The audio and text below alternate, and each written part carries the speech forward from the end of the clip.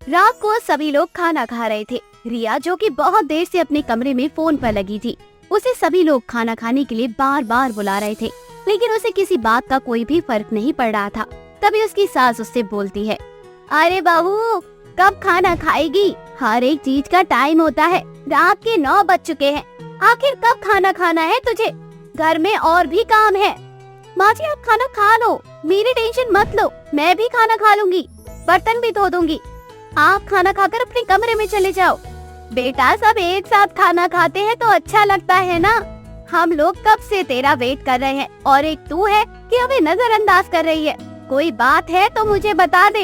नहीं माँ जी, कोई बात नहीं है, बस मुझे अभी भूख नहीं है, मैं थोड़ी देर में खा लूंगी। चल ठीक है। इतना बोलकर सास वहाँ से चली जाती है। थोड़ी देर में सभी लोग खाना खाकर अपने कमरे में चले जाते हैं। रिया मौका देखकर नीचे जाती है। उसके फोन पर डिलीवरी बॉय का फोन आता है, जो कि उसके लिए खाना लेकर आता है। रिया को घर का खाना बिल्कुल भी पसंद नहीं आता था। वे बार बार बाहर का कहीं खाना खाया करती थी, ज्यादातर जंक फूड। उसके फैमिली वाले उसे हमेशा मना करते थे बाहर का खाना खाने से, जिस वजह से वे चोरी चुपके बाहर का खाना मंगाया करती थी और खाया करती थी। रिया सारा काम निपटा कर रसोई में छुप कर खाना खा रही थी। तभी उसकी सास उसे बाहर का मंगाया हुआ खाना खाते हुए देख लेती है और उसे डांटते हुए बोलती है, रिया बेटा, ये सब क्या है? तुझे कितनी बार मना किया है कि बाहर का खाना मत खाया करो। घर का खाना जितना हेल्दी होता है उतना अच्छा बाहर का नहीं होता है। लेकिन एक तो तू है, हमेशा बाहर का खाना मंगाती है। पैसा क्यों वेस्ट करती है? क्यों जरूरत है पैसा वेस्ट करने की? माँ जी, आपको पता है ना कि मुझे बाहर का खाना कितना पसंद है। और रही बात पैसे की, तो पैसे की चिंता आप मत करो। मेरे मम्मी पापा हमेशा मुझे हर महीने पैसे भेजते रहते हैं। मैंने आप लोगों से तो पैसे मांगे नहीं ना।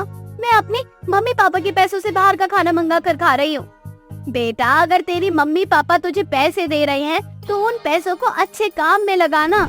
जितना बाहर का खाना खाएगी उतना अपने आप को नुकसान पहुंचाएगी, और आगे जाकर अगर तुझे कोई प्रॉब्लम होगी तो तेरे मम्मी पापा को भी तो दिक्कत होगी ना, और हमें भी बहुत परेशानी होगी, क्योंकि हम तुझे बीमार होता हुआ तो नहीं देख सकते ना।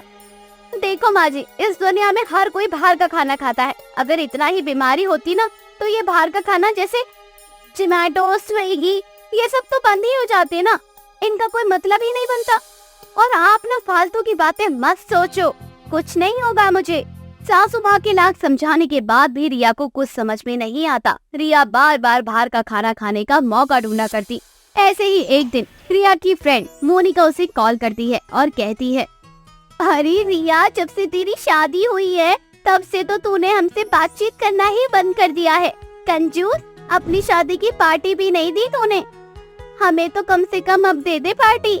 तेरे पास कौन से पैसे की कमी है? अमीर बाप की औलाद है, फिर भी पैसे से बचती रहती है। अरे ऐसी बात नहीं है यार, बस थोड़ा सा बिजी हो गई थी मैरिड लाइफ में। खैर, अब मैं बिल्कुल फ्री हूँ। प्लान बना लो, उसी दिन चलते हैं, पार्टी करते हैं, और सारा खर्चा मेरा होगा खाने पीने का। जो भी चीज लेनी हो उसकी कोई टेंशन नहीं लेनी तुम्हें, सब कुछ मैं करूँगी। तुम्हारी जेब से कुछ नहीं जाने वाला। सच बता फिर। नेहा, रितिका, जूली, मनीषा, काजल, सबको बुला लेती हूँ। मजा आएगा, सारे कॉलेज फ्रेंड मिलेंगे और खूब मस्ती करेंगे। हाँ हाँ ठीक है, तू एक काम कर, कल का प्लान फिक्स कर ले, मैं सारा अरेंजमेंट कर दूंगी। ऐसे ही रात को रिया अपनी सास को कल की पार्टी के बारे में बताती है। यह सब सुनकर सास रिया से बोलती है, देख बेटा, मुझे ना तेरे बाहर आने जाने पार्टी करने से कोई भी दिक्कत नहीं है। दिक्कत है सिर्फ इस चीज से कि तू बहुत ज्यादा बाहर का चीज खाती है, और पार्टी में ये सब खाना आम बात है, इसलिए मैं तुझे बाहर जाने देना नहीं चाहती। जाने दो ना माँ जी, आपको तो पता है ना, बहुत कम मौका मिलता है अपने दोस्तों से मिलने का। उन सब की भी शादी हो चुकी है और कल हम लोग सब फ्री हैं। उसके बाद हमें कब टाइम मिलेगा कुछ भी नहीं मालूम। एक दिन की तो बात है, और मैं कम खाऊंगी बाहर का, आप बिल्कुल भी चिंता मत करो। अगर तेरा बहुत ज्यादा मन कर रहा है तो ठीक है, चली जा, लेकिन भगवान के लिए बाहर का खाना बहुत कम खाना। बेटा, तेरी हेल्थ की चिंता रहती है मुझे। ठीक है माँ जी, आप बिल्कुल भी टेंशन मत लो। ऐसे ही अगले दिन रिया अपने दोस्तों के साथ क्लब जाती है, जहाँ वे लोग खूब एंजॉय करते हैं। थोड़ी देर बाद वहाँ पर खाने के लिए बहुत सारी डिश आई थी, जो कि सब कुछ फास्ट फूड था। रिया बहुत ओवरलोड बाहर का खाना खा लेती है। जब रिया रात को घर आती है तो सास रिया को बोलती है, रिया जल्दी से हाथ मुंह धो ले, तेरे लिए खाना लगा देती हूँ। माफ करना माँ जी, मैं बहुत थक गई हूँ, मेरा खाना खाने का बिल्कुल भी दिल नहीं कर रहा है। मैं जा रही हूँ अपने कमरे में सोने के लिए, मेरा सर बहुत घूम रहा है माँ जी, आज बहुत एंजॉय किया है हमने। अच्छा तूने बाहर का खाना तो ज्यादा नहीं खाया ना? अरे नहीं माँ जी, कितना टेंशन लेती हो आप मेरे लिए। अच्छा मैं जा रही हूँ, मैं बहुत थक गई हूँ, कल सुबह बात करूँगी आपसे। इतना बोलकर अपने कमरे में रिया जाकर सो जाती है। ऐसे ही रात के 2 बजे रिया के पेट में बहुत जोर से दर्द हो रहा था। वह बहुत जोर जोर से चिल्लाने लगती है। तभी उसका पति मयंक उठकर बैठ जाता है और रिया से बोलता है, क्या हो गया रिया, सब ठीक तो है ना? अचानक से पेट में दर्द क्यों हो रहा है तुम्हारे? मुझे नहीं पता मयंक, लेकिन मेरे पेट में बहुत दर्द हो रहा है, मुझे डॉक्टर के पास ले चलो, ये दर्द मुझसे बिल्कुल भी बर्दाश्त नहीं हो रहा है। मयंक अपनी माँ को बुलाता है और थोड़ी ही देर में रिया को हॉस्पिटल लेकर चले जाते हैं वे लोग, जहाँ डॉक्टर रिया को एडमिट कर लेते हैं, जहाँ रिया बहुत सारा चेकअप करवाती है। चेकअप के दौरान पता चलता है कि रिया को फूड पॉइजनिंग हुआ है और उसकी गॉल ब्लैडर में स्टोन हो गया है। ये सब कुछ बाहर का खान पान खाने से हुआ था। तभी डॉक्टर रिया की फैमिली से बोलते हैं, देखिए हमें रिया का ऑपरेशन करना पड़ेगा, उसके गॉल ब्लैडर में मल्टीपल स्टोन हो चुकी है। ये सब कुछ बाहर का खाना खाने से होता है, अगर हमने इसका ऑपरेशन नहीं किया तो आगे जाकर और ज्यादा दिक्कत हो जाएगी। फिर रिया का ऑपरेशन कर देते हैं। थोड़ी देर बाद जब रिया को होश आता है तो उसे अपने किए पर बहुत पछतावा होता है। तब उसे याद आता है कि उसकी सास अक्सर उसे बाहर का खाना खाने से मना किया करती थी और उसे समझ में आ जाता है कि घर का बना हुआ खाना खाने से हमारे स्वास्थ्य के लिए कितना अच्छा होता है और बाहर का खाना उतना ही हानिकारक। सफेद साड़ी में लिपटी बुरी हालत में एक जवान औरत अपने हाथों में ढोल लिए गली गली ढोल बजा रही होती है और लोग उसे कुछ पैसे देकर जा रहे होते हैं। वाह क्या ढोल बजाया है, इसे कहते हैं असली कला। पर अफसोस जिस कला को स्टेज पर होना चाहिए वो रोड पर है। बेटा तुम बहुत अच्छा ढोल बजाती हो, फिर इस तरह रोड पर क्यों? शुक्रिया अंकल जी, अच्छा मैं चलती हूँ, सूरज डूब चुका है। वाणी कुछ पैसे लेकर अपने ढोल के साथ अपने घर की ओर निकल जाती है और एक टूटे फूटे घर में जाती है। वाणी एक बहुत गरीब औरत थी जो अपने घर में अपनी सास विमला के साथ रहा करती थी। विमला काफी बूढ़ी हो चुकी थी और काफी बीमार भी थी। अब जैसे ही वाणी घर पहुंचती है वे देखती है कि उसकी सास जोर जोर से खांस रही है। माँ जी आप ठीक तो है ना? अच्छा हुआ जो मैं सही समय पर आ गई। आप रुको, मैं आपके लिए पानी लेकर आती हूँ। वाणी अब जल्दी से अपनी सास के लिए पानी लेकर आती है और अपनी सास को दवाई खिलाकर सुला देती है और खुद अपनी सास के पास बैठकर अपने आंसुओं को पोंछती है और अपने पुराने दिनों को याद करती है। अरे वीरेंद्र, आप फिर से आज मेरे लिए गजरा लेकर आ गए। माँ जी देखो ना, ये रोज मेरे लिए गजरा लेकर आते हैं। तो क्या हुआ बहू, अगर मेरा बेटा तेरे लिए रोज गजरे लेकर आता है, तुझ पर गजरा बहुत अच्छा लगता है। और एक ही तो मेरी बहू है, अगर वह भी 16 श्रृंगार करके नहीं रहेगी तो क्या इस बुढ़ापे में 16 श्रृंगार करेगी? सुन लिया माँ ने क्या कहा? और ये जो ढोल देख रही हो ना तुम, ये शादी पार्टी में उनकी खुशियों के लिए नहीं, अपनी बीवी की खुशी के लिए बजाता हूँ, क्योंकि मैं जितना अच्छा ढोल बजा लूंगा मुझे उतने पैसे मिलेंगे। और मेरा तो सपना है एक दिन स्टेज पर ढोल बजाने का, ताकि मैं फिल्मों में भी काम कर सकूं। आपकी मजाक करने की आदत तो आपकी कभी नहीं जाने वाली। इंसान के अंदर जिस चीज का हुनर होता है वो उसी चीज में जाता है। आप इतना अच्छा ढोल बजाते हैं, आप म्यूजिशियन क्यों नहीं बनते? क्यों फिल्मों में काम करना है? अरे मेरी भोली बीवी, मैं एक दिन बहुत बड़ा म्यूजिशियन बनूंगा, तभी तो फिल्मों के लिए जो गाने गाए जाते हैं उसमें ढोल बजा पाऊंगा। कितनी भोली हो तुम, अब मैं क्यों फिल्मों में जाना चाहता हूँ। वाणी बहुत भोली थी, वे कभी भी किसी की भी बात जल्दी नहीं समझ पाती, जिस वजह से वीरेंद्र और उसकी सास उसका खूब मजाक बनाया करते। ऐसे ही कुछ दिन बीत जाते हैं, पर एक दिन वीरेंद्र थका हारा घर आता है और काफी परेशान भी। वीरेंद्र को इतना परेशान देखकर वाणी वीरेंद्र से कहती है, वीरेंद्र जी क्या बात है, आप इतने परेशान क्यों हैं? वाणी, मैं जिस जगह काम करता था उन लोगों ने मुझे काम से निकाल दिया।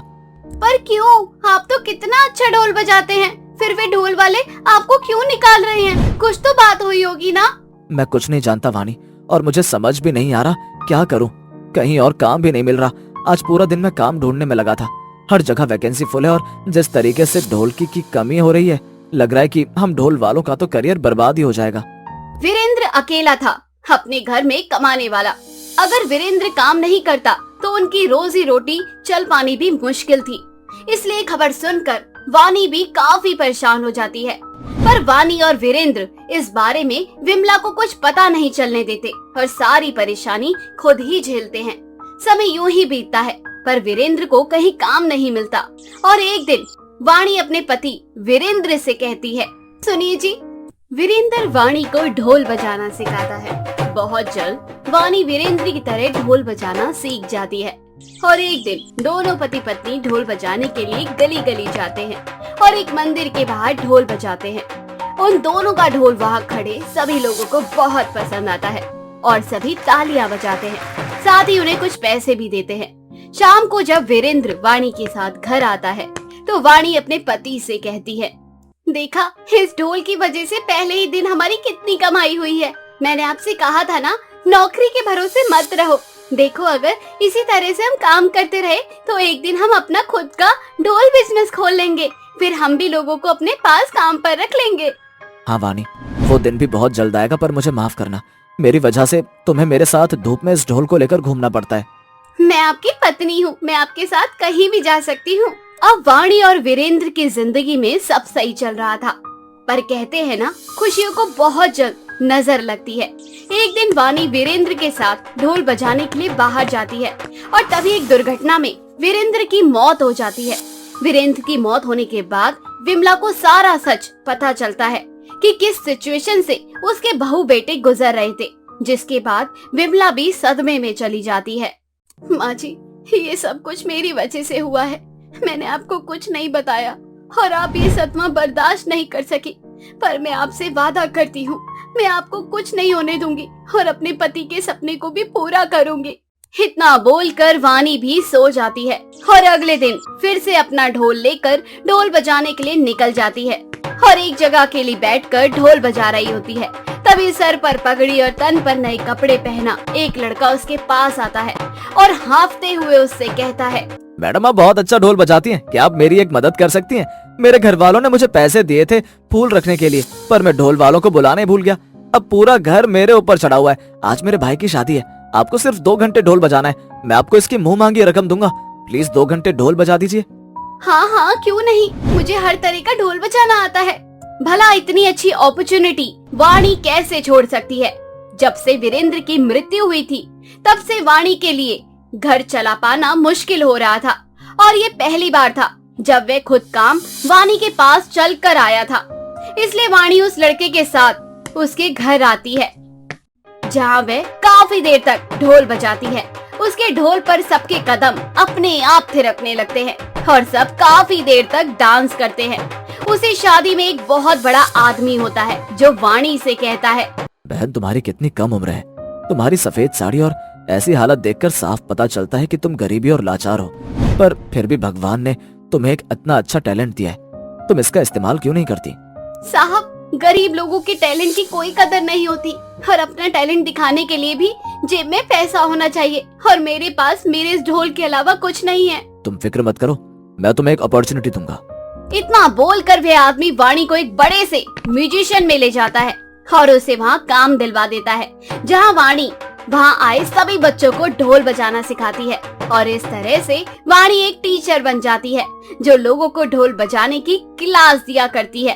इस तरह से वाणी अपनी गरीबी दूर करती है और अपने सपनों को पूरा करने के लिए अपना पहला कदम उठाती है।